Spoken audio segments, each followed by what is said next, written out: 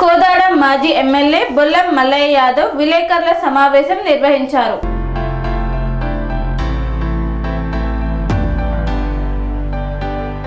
సూర్యాపేట జిల్లా కోదాడలో విలేకరుల సమావేశాన్ని నిర్వహించారు మాజీ ఎమ్మెల్యే బొల్లం మల్లయ్య యాదవ్. బొల్లం మల్లయ్య యాదవ్ మాట్లాడుతూ అబద్ధాలు, అవినీతి, హంగు, ఆర్భాటాలు అన్నీ కలిపితేనే ఉత్తమ్ కుమార్ రెడ్డి అన్నారు. ఉత్తమ్ కుమార్ రెడ్డి మాటలు ఉత్తుత్తి ఉత్తర కుమారుని మాటలే అన్నారు. కాంగ్రెస్ పార్టీ జెండా మోసిన కార్యకర్త అయినా సరే కౌన్సిలర్ టికెట్కు 10 లక్షల రూపాయలు ఇవ్వాల్సిందే. 100 పడకల ప్రభుత్వ ఆసుపత్రికి నిధులు మంజూరు అయ్యింది మా పాలనలోనే. కోదాడ బస్టాండ్ ఆధునీకరణకు నిధులు మంజూరు జరిగింది వాస్తవమైతే సంవత్సరం గడిచిన పనులు నేటికి ఎందుకు ప్రారంభం కాలేదు? బస్టాండ్ ఆక్రమణలను కాపాడింది మేమే. నీ ఇంటి ముందు ఉన్న సీసీ రోడ్లను, డ్రైనేజీలను ఒక్కసారి అడిగి చూడు. బీఆర్ఎస్ ప్రభుత్వం ఏమి చేసిందో చెప్తుంది. చివరికి మీ పేరు మీద ఉన్న కాలనీకి కూడా సీసీ రోడ్లు, డ్రైనేజీ మోడల్ పార్కును ఏర్పాటు చేసింది నేను కాదా ఉత్తమ్ అంటూ ప్రశ్నించారు. బెదిరింపులతో ఏకగ్రీవాలు చేసుకుంటే అది ఓ గెలుపా? ప్రజాస్వామ్యంలో ఎదురొడ్డి పోరాడి గెలిచిన వాడే నిజమైన విజేత. విలేకరుల సమావేశంలో మాజీ ఎమ్మెల్యే బొల్లం మల్లయ్య యాదవ్ ఘాటు వ్యాఖ్యలను చేశారు.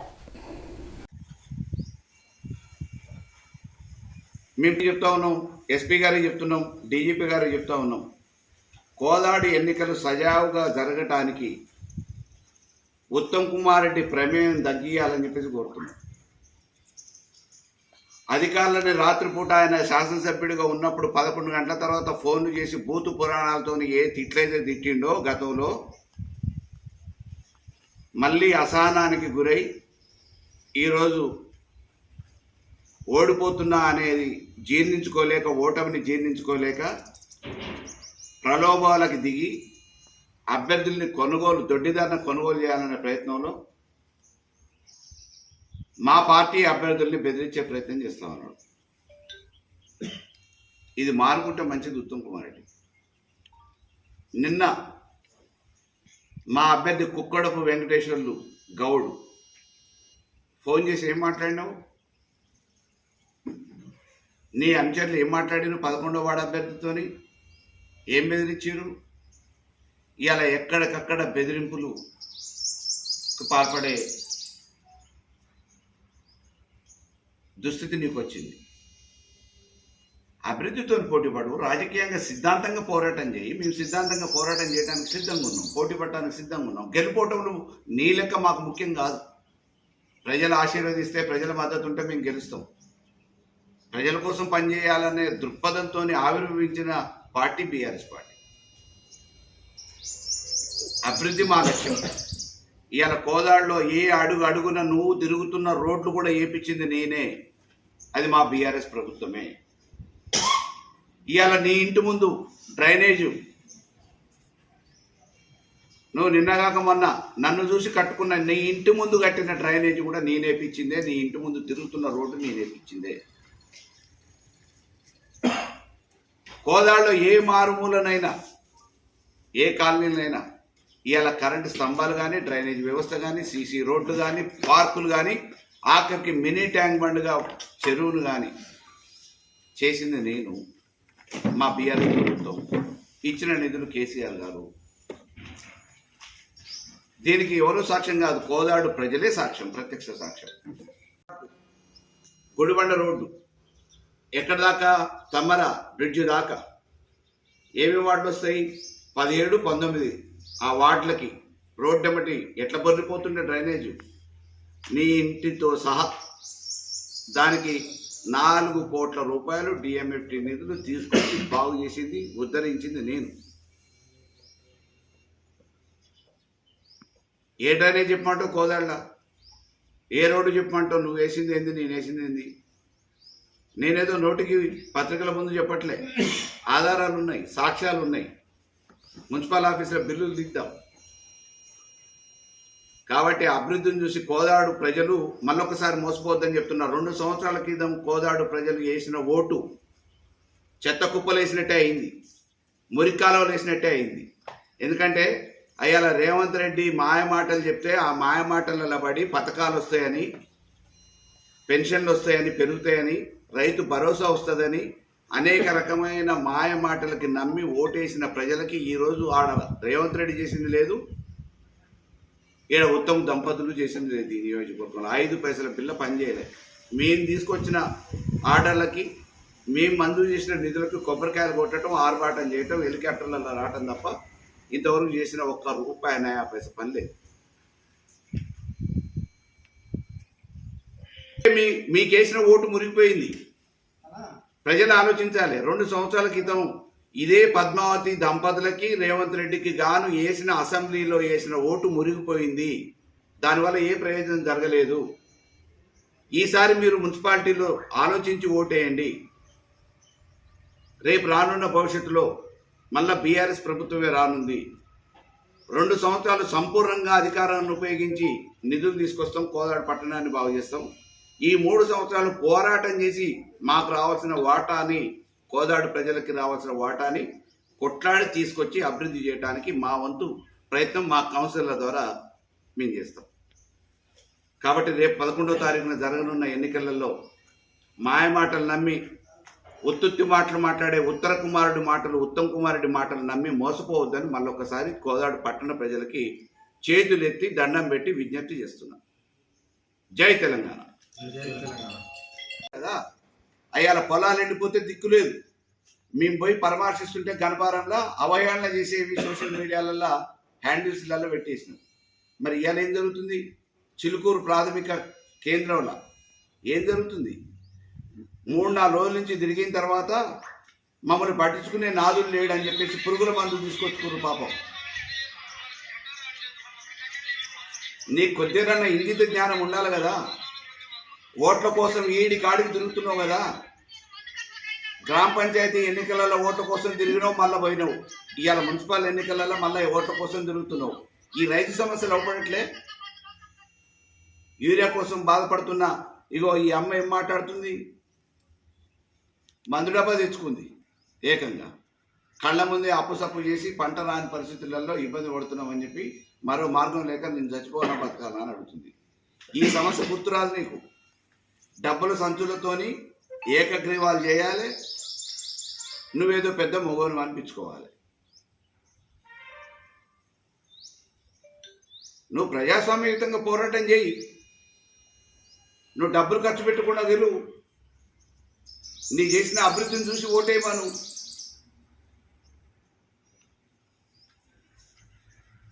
నీ అభివృద్ధిని చూసి ఓటేసే దిక్కు లేదు. ఎంతసేపు డబ్బులమయం చేసి డబ్బులు ఇచ్చి ఎట్లా కొనుగోలు చేయాలి అభ్యర్థుల్ని కొనుగోలు చేసిన తర్వాత ఓట్లను ఎట్లా కొలగొట్టాలి, ఓట్లను ఎట్లా అవినీతి సొమ్ముతో కొనాలి. ఇదేనా నీ ప్రణాళిక? ఇల్లు అలకంగానే పండగ కాదు. ఇవాళ ఇనాన్మెంట్ చేసినావు కదా, మున్సిపల్ చైర్మన్ అప్పుడు ఉన్నది. ఇవాళ మున్సిపల్ చైర్మన్కి ఎంతమందికి ఆశ పెట్టినావో, అసలైన కాంగ్రెస్ వాళ్ళకి టికెట్లు ఇవ్వక డబ్బులు బేరాలు పెట్టి కాంగ్రెస్ జెండా పట్టాము. నిన్ను గెలిపియాలి, నువ్వు పోయాం హైదరాబాద్లో, బెంగళూరులో ఆర్భాటాలు విలాసాలు చేస్తావు. ఈడ కాంగ్రెస్ జెండా పట్టిన కార్యకర్త మాత్రం డిపాజిట్లు చేయాలి. 10 లక్షలు డిపాజిట్ చేసినోడికి టికెట్ రానోడు మామూలుగా కాము ఉండాలి. ఎన్ని రోజుల నుంచి పనిచేసినా పర్వాలేదు. ఈయన మాత్రం 94లో కాంగ్రెస్ సభ్యత్వం లేనోడు కూడా వచ్చి పోటీ చేయొచ్చు. ఇక్కడ ఉన్నోడు జెండా పట్టుకున్నాడు, పార్టీ కాపాడినోడు మాత్రం కౌన్సిలర్ టికెట్ కూడా అన్నారు. అంటే దాదాపుగా 18 కోట్లు నిధులు మంజూరు చేసినామని చెప్పేసి ఆర్భాటాలు చేసుకొని కొబ్బరికాయలు కొట్టి అడావుడు చేసి అలా పడిపోయినట్టు చేసి ఆర్భాటం చేసిన ఉత్తమ్ కుమార్ రెడ్డి ఏం తీసుకొచ్చినావు? ఇలా ఇవాళ ఫ్రీ బస్ అని మీరు గొప్పలు ఏదైతే చెప్పుకుంటారో ఆ గొప్పలు చెప్పుకునే ఫ్రీ బస్ ఎక్కడానికి వచ్చిన మహిళలకి కనీసం మూత్రశాలలు కూడా కట్టలే. ₹5 బిల్ల ఖర్చు పెట్టలే. ఆర్భాటాలు మాత్రం ఫుల్ పేజీలలో యాడ్లు ఆర్భాటాలు. ఇది మీ భాగవతం. అలా కోదాడిని అభివృద్ధి చేసిన ₹1,00,00,000 తీసుకొచ్చినా అంటున్నావు. ఒక్కటి చెప్పు, నోటి మాటలు కాకుండా, ప్రెస్ మీట్ల పేరు మీద కాకుండా, ఇగో తీసుకొచ్చిన ఆర్డర్ కాపీ ఒక్కటి చూపించి నీ టర్మ్లో 2024 నుంచి అంటే డిసెంబర్ 7వ తారీఖు 23 నుంచి మీ ప్రభుత్వం మొదలైంది కదా. జనవరి 24 నుంచి ఇప్పటి వరకు ఈ కోదాడు పట్టణానికి నువ్వు తీసుకొచ్చిన డ్రైనేజీ నిధులు కానీ ఇంకో నిధులు కానీ జీవో ఒక్కటి చూపి. మేము వేసిన కోట్ల రూపాయల నిధులు పెట్టి 2019-20లో మేము వేసిన రోడ్లకి డ్రైనేజీ వ్యవస్థకి కనీసం మరామతులు చేయలేని దుస్థితిలో హెలికాప్టర్లలో ఆర్భాటాలు చేస్తున్నావు కానీ ఇంతవరకు ఒక్క రూపాయి ఖర్చు పెట్టింది లేదు, బాగు చేసింది లేదు. ఇవాళ దోమల బెడతతోని కోదాడు పట్టణ ప్రజలు ఇబ్బంది పడుతున్నారు. పట్టించుకునే పరిస్థితి నీకు లేదు. ఇంకా అభివృద్ధి అంటున్నావు.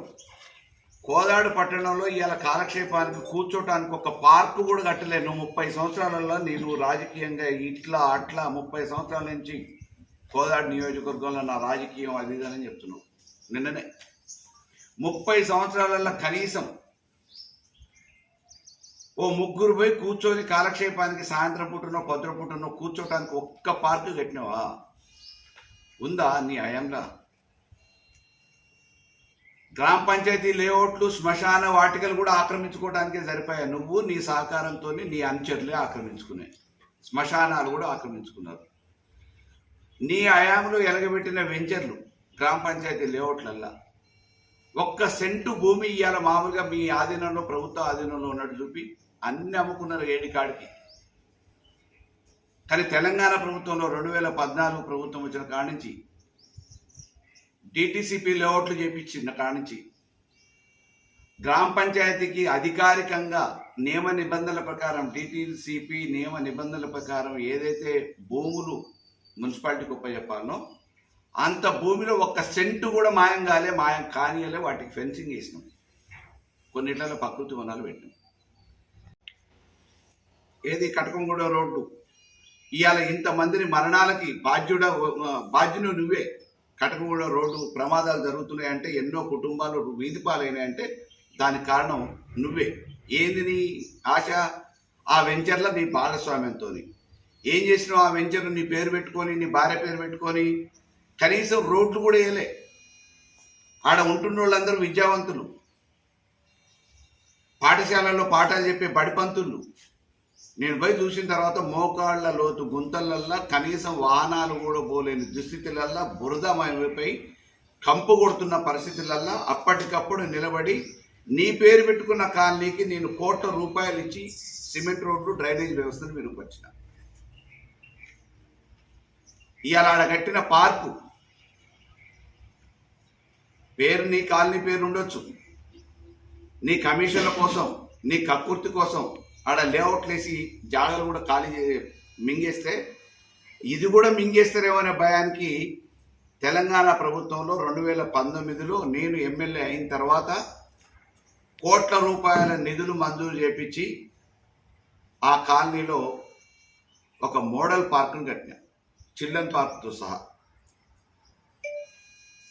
ఇవాళ ఇంతో అంతో చెప్పుకోవడానికి కటకంగూడెం రోడ్లో అక్కడి నుంచి సెంట్రల్ లైటింగ్తో పాటు బైపాస్లో ప్రమాదాల నివారణ కోసం కనీసం జాగ్రత్తలు తీసుకోకుండా నీ వెంచర్లో భాగస్వామిగా ఉండి అమ్ముకోవటానికి, డబ్బు చేసుకోవటానికి ఆడ ముందస్తు జాగ్రత్తగా ఒక ప్రజాప్రతినిధిగా ముందస్తు జాగ్రత్తగా ప్రమాదాల నివారణ కోసం మనం ఏం చేయాలనేది ఆలోచించకుండా, ఫ్లైఓవర్ కట్టకుండా, బైపాస్ లేకుండా, సబ్వే లేకుండా నీ అవినీతికి అంతే లేదు కదా. ఇక లిఫ్ట్లు అంటున్నాడు. ఏందా నువ్వు బాగు చేసింది? 94 నుంచి నీ రాజకీయం ఏడా, 99లో ఈ జనాలు గెలిపించారు. ఏ లిఫ్ట్ బాగుపడ్డది చెప్పు? నువ్వు తీసుకొచ్చిన 100 కోట్ల రూపాయల ప్రజాధనం, ప్రభుత్వ సొమ్ము తీసుకొచ్చి నీ జేబులు నింపుకున్నావు కానీ ఏ లిఫ్ట్ బాగుపడ్డది? సింగారం లిఫ్ట్తోనే ఏమైనా కోదాడికి మంచినీళ్ళు ఇచ్చినవా? మాదారం లిఫ్ట్తో ఊర్లో మంచినీళ్ళు ఇచ్చినవా? రైతులకి బాగు చేసినవా? శాంతినగర్ ఎవరిని బాగు చేయడానికి కట్టినవాయాలా? నువ్వు కట్టినాకనే గోండ్రాలోళ్ళు నీటి ఎద్దడి మొదలైంది. ఎండాకాలం చివరి భూములకు నీళ్ళు అందక ఎన్నోసార్లు ధర్నాలు చేశారు గోండ్రాల గ్రామ ప్రజలందరూ కూడా. మేము అటువంటి దాన్ని నివారించడానికి, నువ్వు చేసిన పాపానికి, రైతులకు నువ్వు చేసిన ఆ అవినీతి వల్ల శాపంగా మారొద్దని చెక్ డ్యాములు కట్టినాం. శాంతినగర్లో చెక్ డ్యామ్ గోండాలో చెక్ డ్యామ్ కట్టి నీళ్లు వచ్చే వాటిని ఆపి ఇలా ఆ నీటి ఎద్దడిని తీర్చగలిగినాం. ఎక్కడ చూసినా జేబులు నింపుకోవటం, ఆర్భాటాలు చేయటం, అధికారాన్ని అడ్డం పెట్టుకొని అవినీతి చేయటం తప్ప నువ్వు చేసింది ఏంది? ఇవాళ ఏం జరుగుతుంది మున్సిపాలిటీలా? ప్రజాబలంతో గెలు. 11వ వార్డులో ఏం చేసినావు? ఎంతమంది పోటీదారులాడా? అసలు ఆడ పోటీ చేసి ఇలా ఏకగ్రీవం చేసినామా? ఎక్కడామే? ఆడ బుట్టి పెరిగినామా? ఆ వాడనా? ఆ ఊరా? అక్కడ ఓటరా? ఎక్కడామనో తీసుకుపోయి నీ అనుచరుడు సిండికేట్ మాఫియాకి పునాదేసిన ఆయన, నీ కలెక్షన్ల కింగు, షాడో ఎమ్మెల్యే కుటుంబం నుంచి తీసుకుపోయి ఏకగ్రీవం చేయడానికి అందరిని బెదిరించి, ఏమని బెదిరించినావు? ఆ అభ్యర్థిని, మా పార్టీ తరఫున పోటీ చేసిన అభ్యర్థిని ఏం బెదిరించినావు? కోదాడు పట్టణంలో ఉన్న ఫంక్షన్ హాల్లో డెకరేషన్ వర్క్ చేసుకునే సత్యప్రసాద్ని రేపటి నుంచి నీకు బతుకు తెరువు కూడా ఉండదు, ఫంక్షన్ హాల్లో ఖాళీ చేయాల్సి వస్తుంది అని చెప్పేసి నీ అనుచరులతో బెదిరించి మిగతా వాళ్ళకి డబ్బుల బేరం పెట్టి, అది ఒక గెలుపా? నిన్న కోదాడు వచ్చి ఏం చేసినావు? 26వ వార్డుల ఒక రౌడీ షీటర్ని పెట్టి బస్టాండ్ ఆక్రమించుకొని లక్ష్మీపురం కాలనీలో నీ బినామీగా పెట్టి కోట్ల రూపాయలు వసూలు చేసుకున్న అవినీతి పరుణ్ణి నువ్వు ఇవాళ 26వ వార్డులో పోటీ చేస్తున్నాడు, నువ్వు తప్పుకోవాలని చెప్పేసి మా అభ్యర్థికి బెదిరింపు కాల్స్ చేస్తున్నావు. అరే నీకు నీతి నిజాయితీ ఉంటే, నువ్వు నికాసైన నాయకుడు అయితే ఎన్నికలలో పోటీపడు, మాతోని, మా అభివృద్ధితో పోటీపడు, చర్చ పెట్టు. 5 సంవత్సరాల పదవి కాలం నాది. నేను 20 సంవత్సరాల నుంచి పోరాటం చేస్తున్నా. పదవిలో కూర్చుంది 5 సంవత్సరాలే.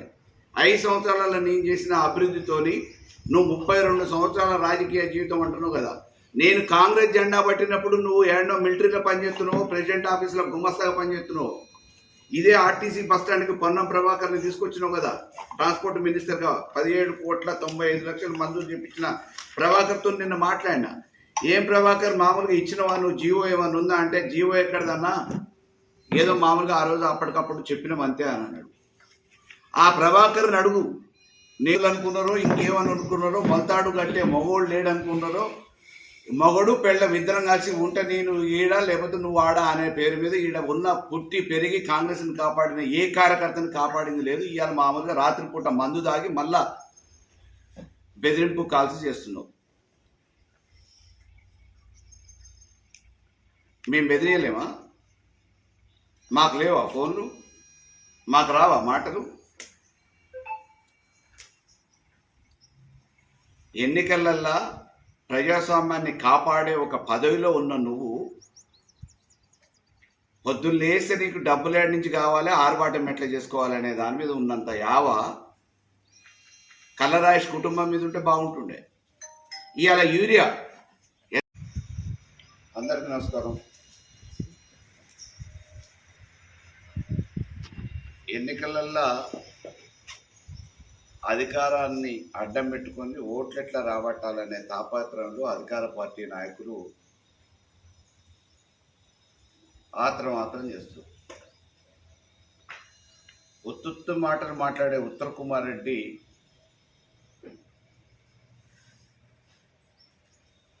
ఎప్పుడు ఆయన మాట చూస్తుంటే మేడిపండు చూడు మేలిమై ఉండు, పొట్ట విప్పు చూడు పురుగులుండు, విశ్వదాభిరామ వింద్రవేమ అన్న సామెత గుర్తొస్తుంది. చిన్నప్పుడు చదువుకున్నది. నోరు తెరిస్తే అబద్ధాలు, ఆయన చరిత్ర చూస్తే అవినీతి, మొత్తంగా చూస్తే అంగు ఆర్భాటాలు తప్ప ఇంకోటి లేవు. అబద్ధాలు, అవినీతి, ఆర్భాటం కలిపితే ఉత్తమ్ కుమార్ రెడ్డి.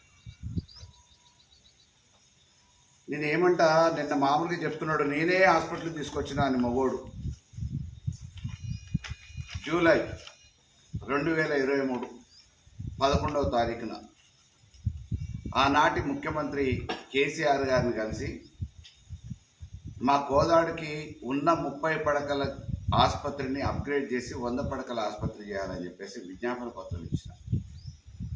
అంతకుముందు సూర్యాపేట జిల్లా కేంద్రంలో అప్పటికి మామూలుగా మెడికల్ కాలేజ్ వచ్చింది కాబట్టి సూర్యాపేటలో జిల్లా కేంద్రంలో ఉన్న ఏరియా హాస్పిటల్ని మాకు పంపించండి అని చెప్పేసి అని అడిగితే అది సాధ్యం కాదు అని చెప్పేసి నిర్ధారణకి డిపార్ట్మెంట్ చెప్పిన తర్వాత వెంటనే ముఖ్యమంత్రి గారిని కలిసి విజ్ఞాపన చేస్తే ఆగస్టు 30వ తారీఖున మేము జూలై 11వ తారీఖున విజ్ఞాపన చేసిన అప్పటికప్పుడే వారు ఆమోదం తెలియజేసారు, ఆదేశాలు ఇచ్చారు. దానికి అనుగుణంగా ఆగస్టు 8వ తారీఖున ఉత్తర్వులు ఇచ్చారు. 9వ తారీఖు ఉత్తర్వులు కూడా వచ్చాయి. 2023 జూలై 11వ తారీఖున ముఖ్యమంత్రి గారిని కలిసి విజ్ఞాపన పత్రం అందజేసి అడిగితే ఆగస్టు 9వ తారీఖు 2023న ఉత్తర్వులు కూడా వచ్చిన 26 కోట్ల రూపాయల నిధులు కూడా మంజూరు చేస్తూ 30 పడకల గది 30 పడకల ఆసుపత్రిని 100 పడకల ఆసుపత్రిగా అప్గ్రేడ్ చేస్తూ ఉత్తర్వులను కూడా జారీ చేశారు.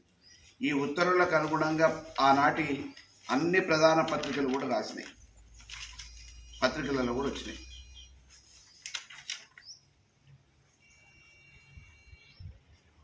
ఇక